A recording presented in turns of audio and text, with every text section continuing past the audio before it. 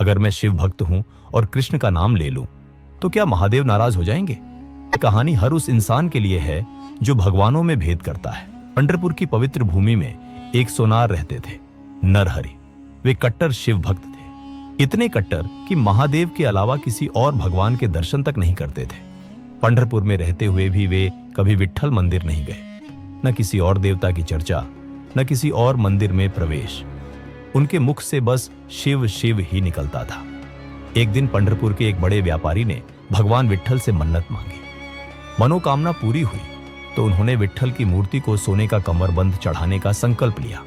गांव के सबसे कुशल सोनार नरहरि को यह काम सौंपा गया।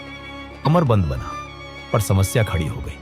मूर्ति को पहनाते ही कभी कमरबंद बड़ा पड़ जाता तो कभी छोटा। बार बार सुधारा गया, फिर भी समाधान नहीं हुआ। हारकर व्यापारी ने कहा, नरहरि जी, आप खुद मंदिर चलिए, भगवान की मूर्ति की कमर नाप लीजिए।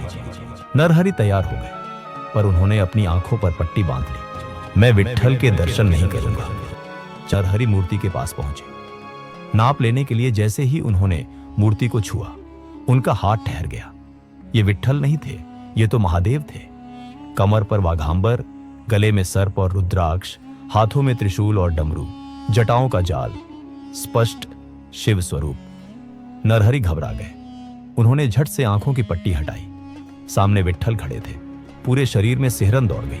उन्होंने फिर आंखों पर पट्टी बांधी, फिर वही शिव स्वरूप। तभी नरहरि समझ गए। उन्होंने पट्टी फेंक दी। रोते हुए विट्ठल के चरणों में गिर पड़े।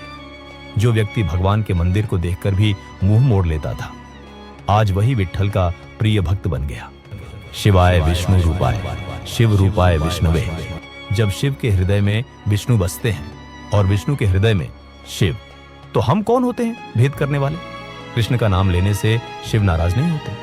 कृष्ण के दर्शन से शिव भक्ति कम नहीं होती। सच्ची भक्ति जोड़ती है, तोड़ती नहीं। अगर आपको भी भक्ति का यह अर्थ समझ आया हो तो लाइक कीजिए, शेयर कीजिए और ऐसी ही भक्तिमय कहानियों के लिए चैनल को सब्सक्राइब करना न भूलें। हर हर महादेव।